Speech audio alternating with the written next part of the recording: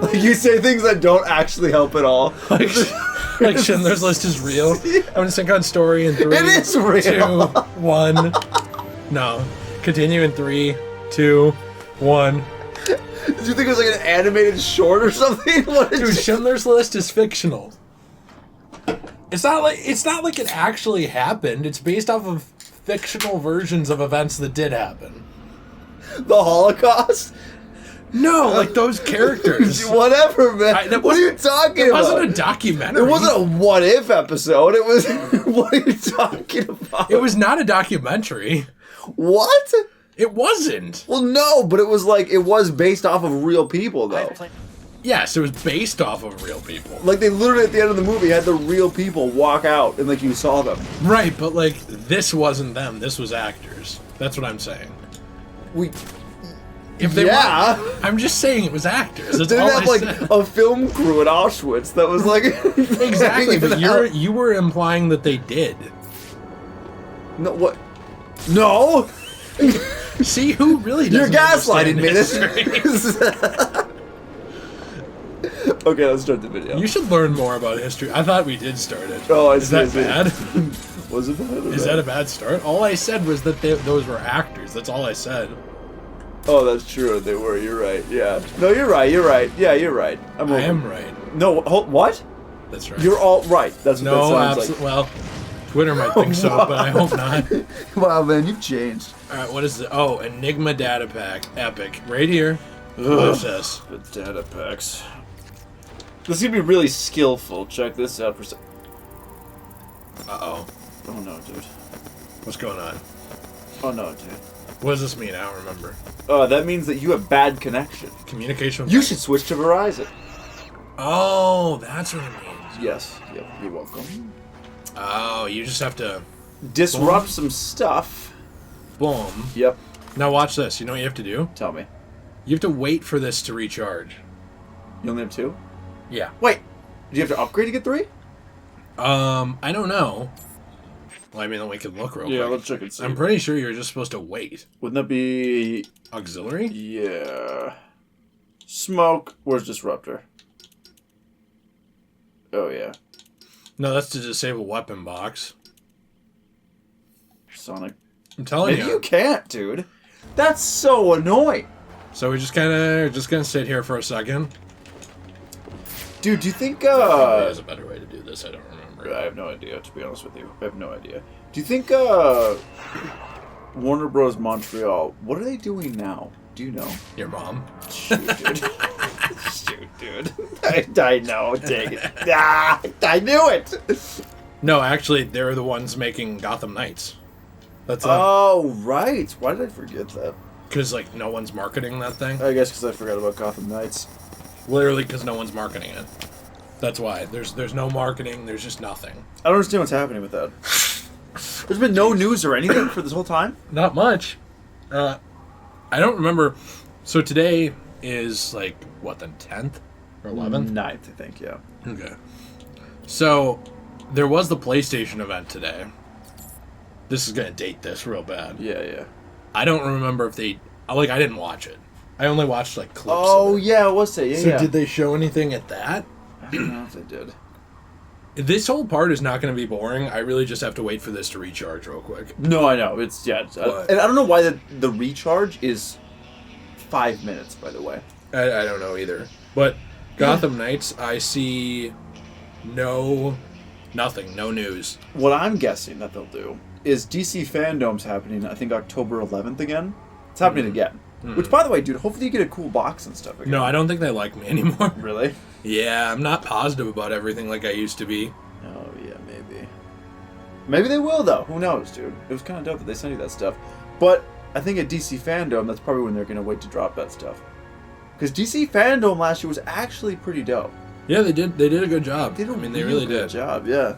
But between the Pattinson trailer, that's kind of crazy though too. We haven't gotten anything from that movie since last August. I know, but we've got nothing from the Suicide Squad, Kill the Justice League. We've got nothing from Gotham Knights. It's all at DC Fandoms when this stuff happened. Are they just doing it yearly until it comes out? You know, it's interesting though. There was barely any news around there was barely any marketing around The Suicide Squad before it launched. Now there's more. I've seen more marketing. There wasn't a ton of trailer stuff like really pushed before For the movie? Yeah. Before the movie launched. Now it is, I think, because HBO Max made it a failure in a way. I think it did, yeah. Which sucks because unless you're just basing it on their subscriber base, which they're making ridiculous amounts of money off of. I understand that, but here's the thing: you and your wife, if you pay tickets, what is it, closer to $25? If you pay for a streaming service, it is $15, and then you can watch it multiple times as many times as you want, not have to go back to the theater. And it's just a bad deal. That's why, like, when The Matrix, they were like, oh yeah, The Matrix is going to be a dual release with HBO Max. I was like, oh, you mean it's gonna fail? Because, like, you are literally setting these movies up to fail by not make money. Yeah. And I think I'm one of the only people that is arguing for don't release them that way. And it's literally just because I want these movies to make money because I want more of them if they're good. Well, I don't like that there's like a premium access on Disney Plus where it's like $30. Like, that's an insane amount of money to spend. But I also think that it's not that bad of an idea as far as keeping people going to theaters, because you either pay $30 to have access to it, and then you have a digital copy of it, or you go to, and that's on top of your regular monthly subscription, by the way. So say in that month you just buy that, you paid $38 to watch Black Widow or say Shang-Chi or something like that.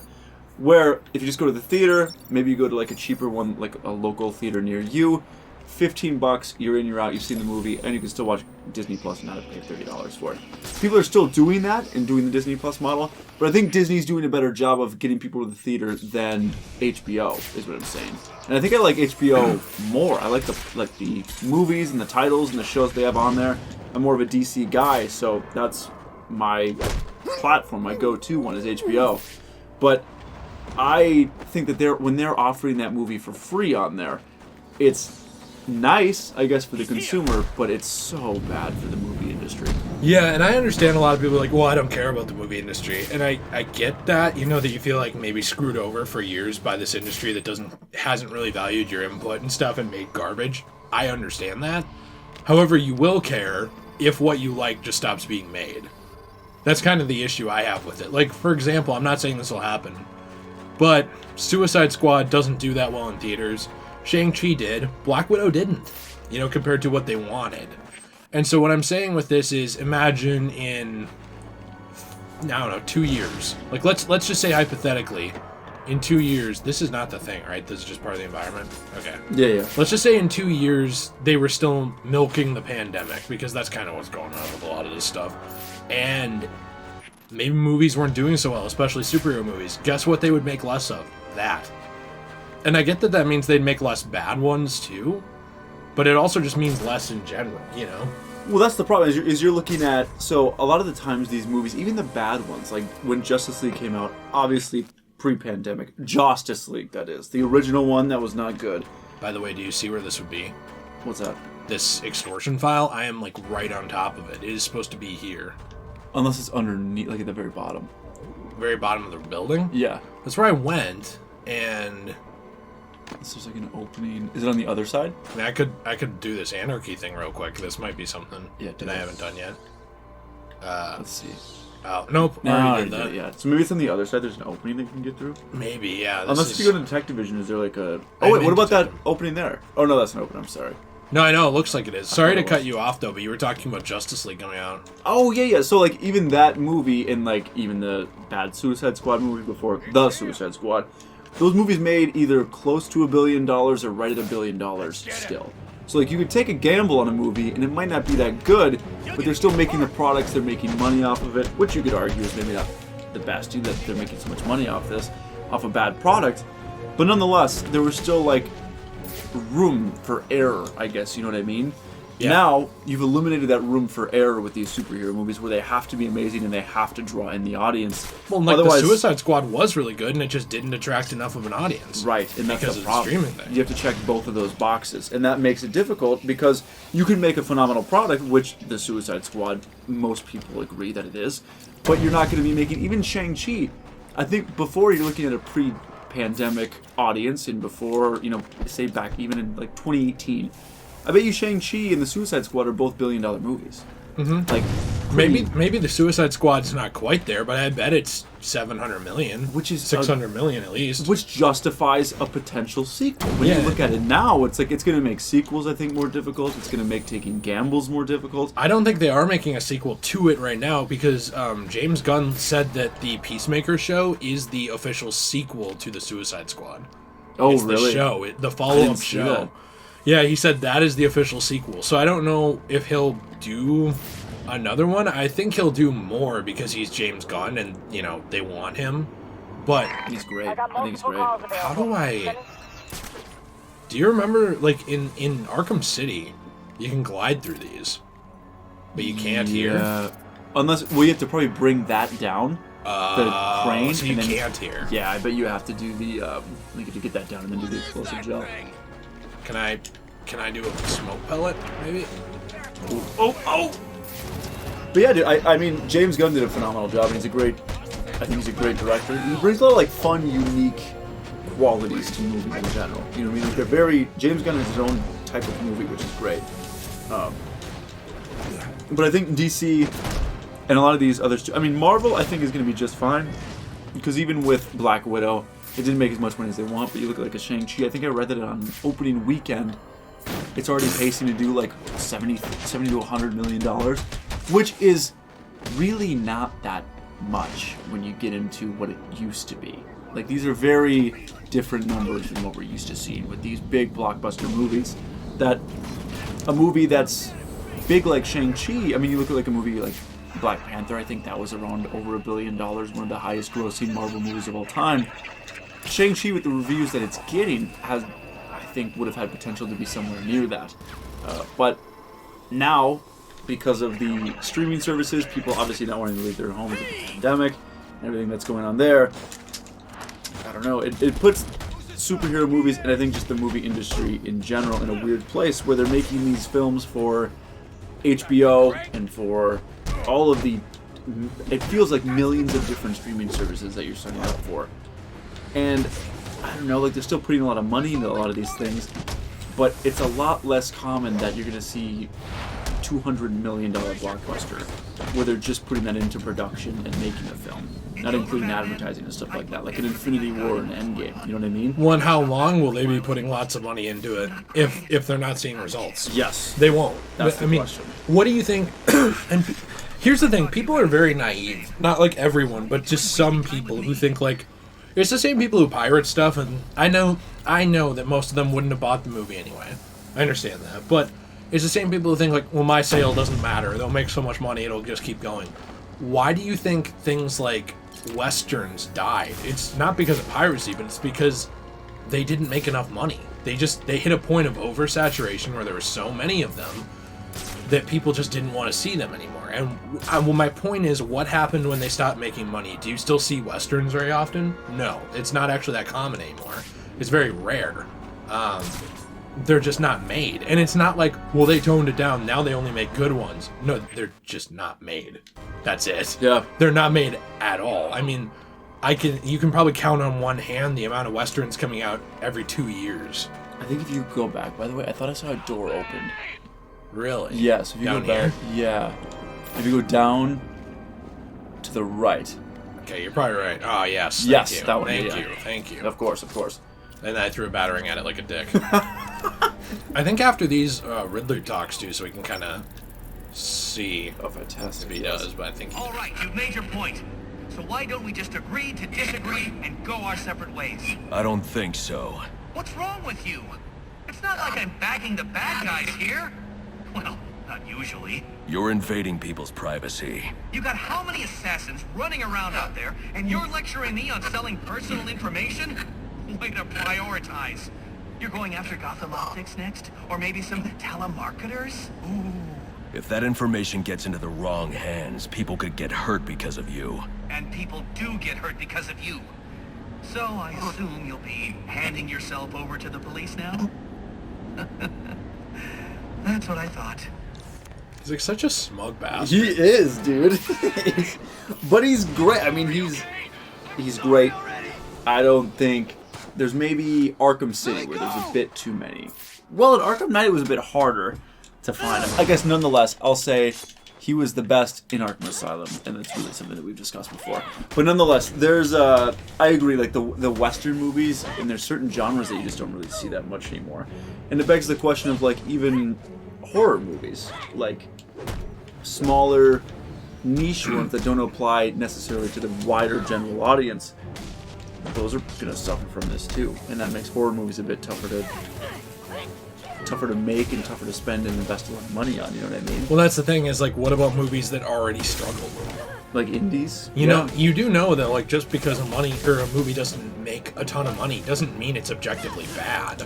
Right. That those two things don't have a correlation. Like Blade Runner is considered by a lot of people to be one of the best movies made, just in general. It didn't make money when it came out. Shawshank Redemption's the same thing. It made it bombed at the box office, but it's considered one of the greatest films of all time. And I've heard people saying like, well, this'll incentivize them. Oh, I should grab this.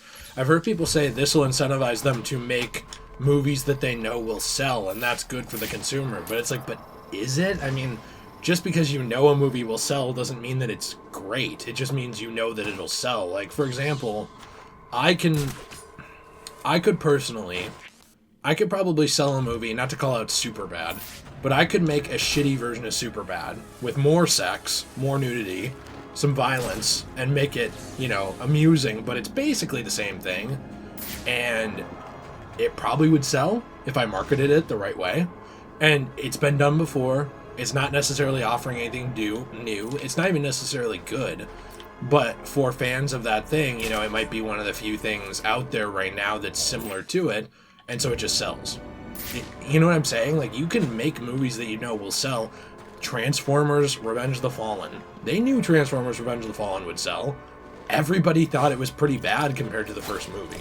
No one goes into Transformers Revenge of the Fallen and they're like, oh gosh, what a cinematic masterpiece. And they don't even go into it and think, well, it's bad, but it's super fun. Just most people are like, that one's pretty bad. And they knew it would sell. So what does that mean? Like, it just means that when they'll do the same thing as now, where when something does well, they'll milk it, except there'll be more bad stuff getting milked too. So, I just don't understand like how it's a positive. No, it's not. And I think that's like the idea of like, hey, let's put this into the movie industry's hands where they know that they're going to make money is never a good thing, honestly. Because you could argue that it's putting it into the consumer's hands, but I don't think that's necessarily the case. I think you're giving the movie industry, they know what's going to attract a general audience and they know what's going to work there, but they're not going to push boundaries to win like Oscar awards or do something unique or different. And maybe they will to try to attract kind of a niche audience, but you're going to have your standard typical action or superhero movies that are going to bring in the big dollars, and it's not going to push people who do want to see like the smaller niche communities who enjoy horror or who enjoy like westerns or like a 1970s action movie or something like that. What about even the Batman? That's an anomaly in superhero movies. Or like Joker, even like Joker itself would be like, if you had Joker come out this year, I think you'd look at Joker and its success way different than you would than when it was released. Because Joker was one of the highest grossing R-rated movies of all time. I think it was up there. Did it cross $1 billion? I know it was getting close. I don't remember if it crossed it, but it was pretty close to it if it didn't. And it got great reviews. But like, you could still have those great reviews when it comes out, say, if it came out next week, but it's going to make probably less than half of that. I mean, especially if it was streaming on HBO, you're maybe looking at Joker making, maybe $150 million at the box office based on trends and where things are at now. I don't think that's crazy to assume. And so it's like putting that in the hands, and then the creators of these films are then thinking, well, it didn't really do that well, it didn't bring in that much money. Why would we look at Joker 2, which is something that is happening? Or why would we look at this being a success? Why would we look at other movies that are like this and branching out and trying new things? So I think that's part of the problem, if you're allowing the executives to just kind of say, well, let's do what works because we're a business at the end of the day. We do have to find ways to make money. Well, then you're not really opening up any opportunity for them to be creative, to take gambles. And they already barely do. Exactly. So yeah, I just don't see how that's a good thing. I mean, indie films would be just dead. there'd be none. Unless you're rich and can fund it yourself just for fun, or But how many people are going to do that? No I one. mean, no. or you I guess like got the backing of a big company and that's not an indie film anymore. Like you were able to get one to pick it up, but they wouldn't because they'd know it wouldn't make money. Because so it wouldn't make their money, and that's the thing, is that at the end of the day, it comes down to money. And a lot of that, I think you can blame, with the pandemic and everything that's happening with that, but they adapted to streaming services, which makes things much more difficult on the movie industry because of that. Because of their forced adaptation, and there were people who were pushing back, like Christopher Nolan, and people like that who were saying this isn't good. Like, and a lot of people shit on him for that. I think he's 100% right, though. But a lot of I don't think moviegoers shit on him because at the end of the day, people just want what they can get for like free or cheap. Like they don't really. You're not looking big picture, I guess, with that, though. You know what I mean? No, Like, you're not at all. And that's what I think is the problem. Is you're looking at, well, yeah, but I want these $300 million movies just for my $7.99 is what I want to pay for it. I mean, yeah, I'd love that too, but that's not reality. But that's not sustainable. Is the no, real you can problem. do that a couple times, and then it's dead. Yeah. How long does the industry last off of that? Less than 5 years? If that. Because, I mean, at the end of the day, their bottom line is the big thing here. And yes, they're making crazy amounts of money.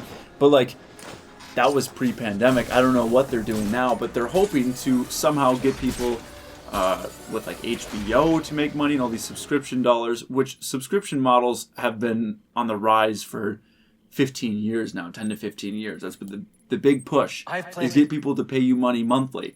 And that's how you maintain income. That's how you build a real... That's how Netflix is at the point now where they'll just throw $100 million at something and say, yeah, have fun. We'll see what happens. Who cares? Like, that's... The subscription model is something that works.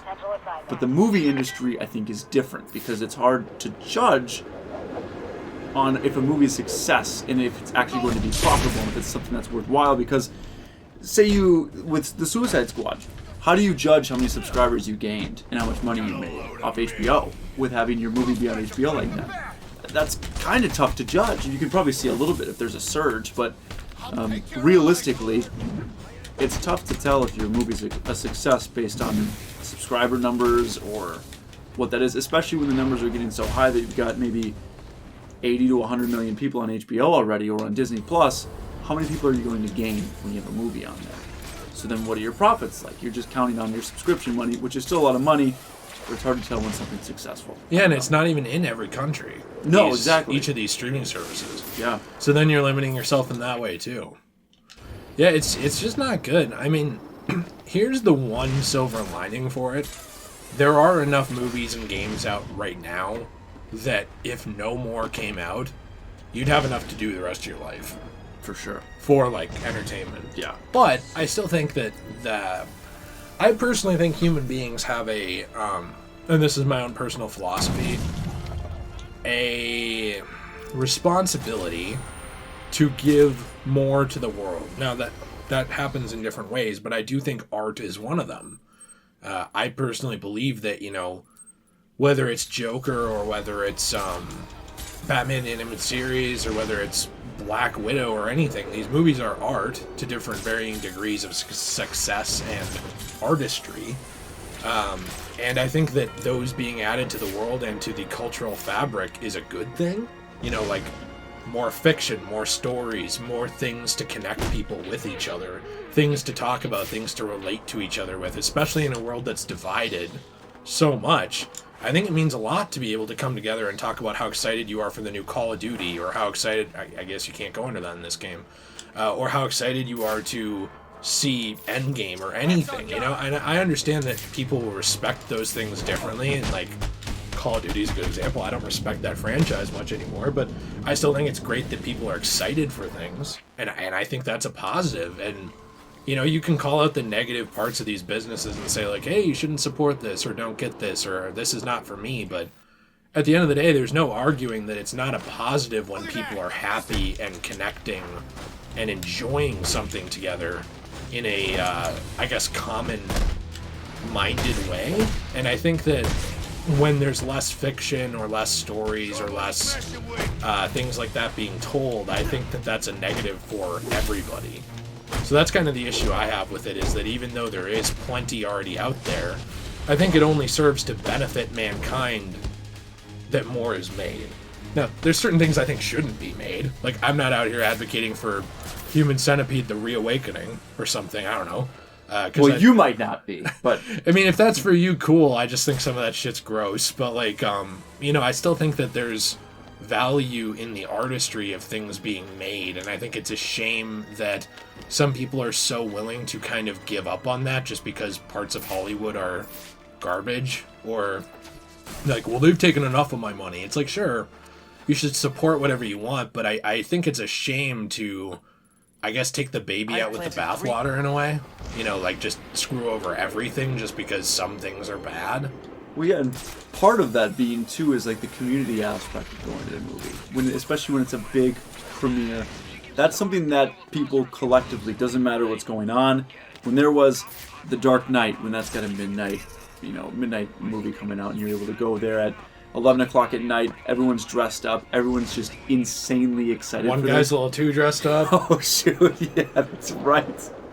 Ooh, dude, that was The Dark Knight Rises. That was missed. Oh, that was tough, man. My mom said, "No." Well, we went to the midnight release, and my mom was freaking out. She's like, "You guys are never going to a midnight release again. Like, that's never happening again." Because that was the night that it happened in a row. It was crazy, man. Well, does your mom know you still go to them now? Oh yeah, for sure. Well, they don't even do really midnight releases anymore. It's at like 6 o'clock now. It's so lame. No, you are right though about Before we talk about this a little more, I do want to let this dialogue play. I think there's dialogue for the Anarchy guy. Oh, yeah. Real quick, but because I think we're going to do a bomb, and then... Where is the Anarchy supporter 2? Oh, here he is. What's up, boy? I thought we had captured Anarchy in our Let's Play. I thought we already did, too. Yeah, what does this even do? Maybe I clicked, like, the other file. Maybe? I'm playing on hard. Yeah, I thought this was us.